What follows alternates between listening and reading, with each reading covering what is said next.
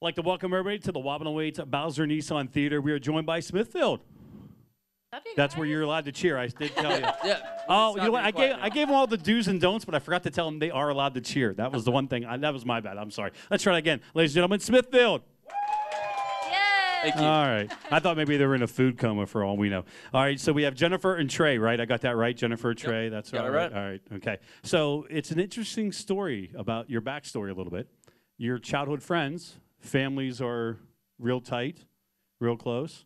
And then you go off to college. You have a rock band. Decide you don't want to be in a rock band, or it breaks up.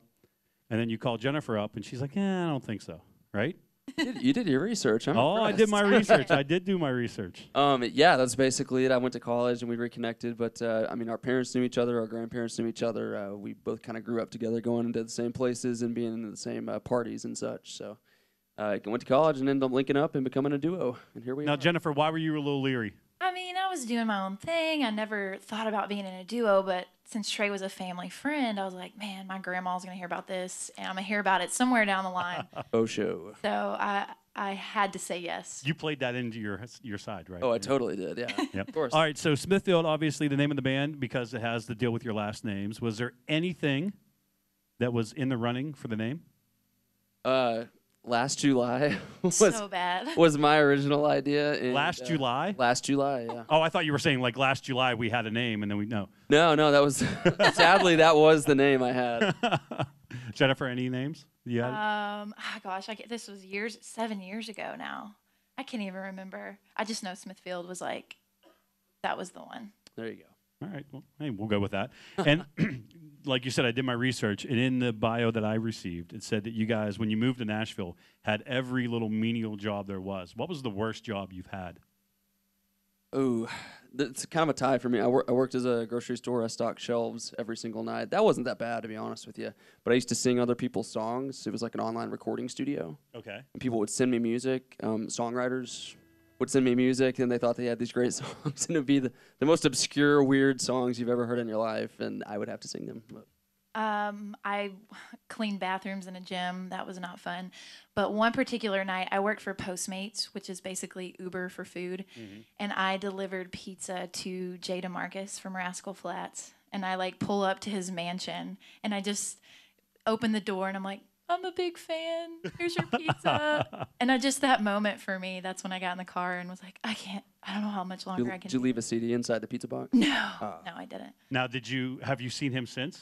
I have not, but if I do see him, I'm gonna have to tell him that story. I was gonna say, because I mean, he's gonna love that story because he's all about that kind of that whole thing, especially with what he does now. Yeah. So, if you weren't doing this, then what would you be doing? Because obviously, you wouldn't be delivering for Postmates or singing demos. I've always been so passionate about country music. I would probably be on the business side of things, or help other artists get to where they want to be. That's what my interests have always been. Or open a coffee shop. Ooh, yeah, that's a good one. I'd probably be an Egyptologist. I know that's way out of left field. Yes. But that's actually what I studied in college before I moved to Nashville and did the music thing.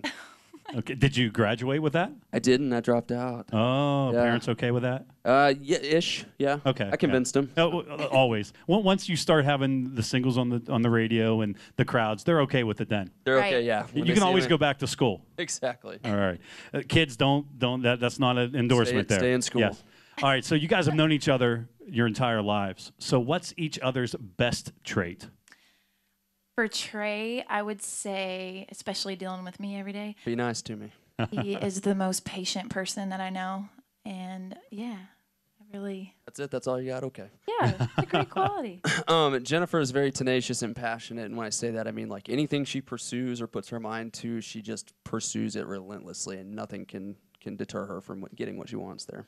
Yeah, that's not a bad. It's a good person to have in Well, your- golly. Yeah. Okay. So now, what's each other's worst trait?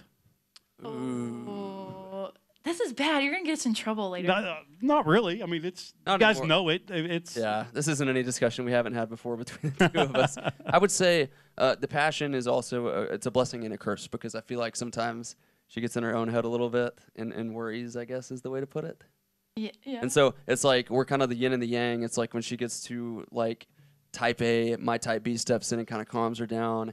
And then it's like the reverse of that when sometimes I need a kick in the pants or something. Mm-hmm. She looks at me and is like, hey, we need to get this Does she going. give you that kick in the pants even when you don't need it? Probably, yeah. Yeah, for sure. That's exactly what I was going to say. He's very type B. So it's like, drives me nuts when, you know, and I'm like, hey, would you do this for me? And he does it like 3 days later. And I'm like, oh. But it gets done. But it does get done. Exactly. Yes, Thank it you. always gets done. It's done. I have that same problem at home. Don't worry. I gotcha. All right. So, and then I guess since you guys are always on the road and doing this and that, who makes who late? Oh, gosh. You can answer that. I mean, I'm a girl. We like you. That's a take cop-out. 20 minutes to get ready, an hour. I mean, it's like I can't help it. Ladies, do y'all have that issue problem? Yes. Okay. We got a lot more to take care of. Okay. That's fair. Okay. Truth. She always makes you late. Yes. Latest she's ever made you. Ooh. There's got to be at least a 45 to an hour in there somewhere. No. Yeah. Not that bad. So you guys made your Grand Ole Opry debut, what, 2016? Mm-hmm. Do you remember what the song was? It's actually going to be one of the songs we're playing for you guys today called Hey Whiskey. Okay. It's our single that we're taking to country radio this year that we're excited about. How nervous walking out on that stage the first time? It's hard to remember it, honestly. Like, they always say it's the fastest 8 minutes of your entire life. And I really believe that because I kind of blacked out when I stepped out there. And then I got off, and I'm like, what just happened? But Who introduced you? Who brought you out? Riders in the Sky. Yeah. Wow, there you go. That's really cool. cool. All right, and so favorite app, non-social media app. That's a cop out when you say social media app. Favorite app on your phone? I got to go. This is kind of old school. I feel weird saying this. Say it. Doodle Jump. A little game, you know? Oh yeah. Little platforms. There's an app? Well, I don't know if it's it's a game. Okay. All right. Game app. Game. All right. So It qualifies. I was going to say the calculator because anytime I'm at a restaurant, I'm so bad at math. Yes. I love it. That's how you like the tip calculator or the calculator calculator? The calculator. Oh, That's so how I you determine. don't even download the tip calculator? No, just the standard. Oh, okay. All right. So what's your favorite emoji? What emoji do you use most? The poopy one.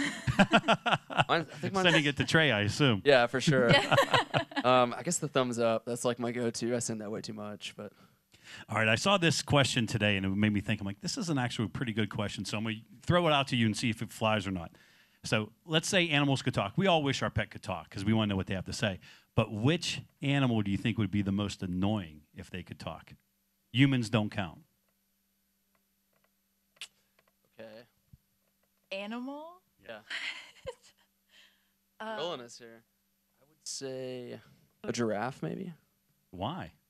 because they're so tall. They'd have to yell at you all the time. All right, I Oh, didn't look at that's it that good. way. Ooh. I didn't look. That was a good answer, though. That was a well thought out answer. I'm just Very. saying. I know. I can't beat that. Beat that.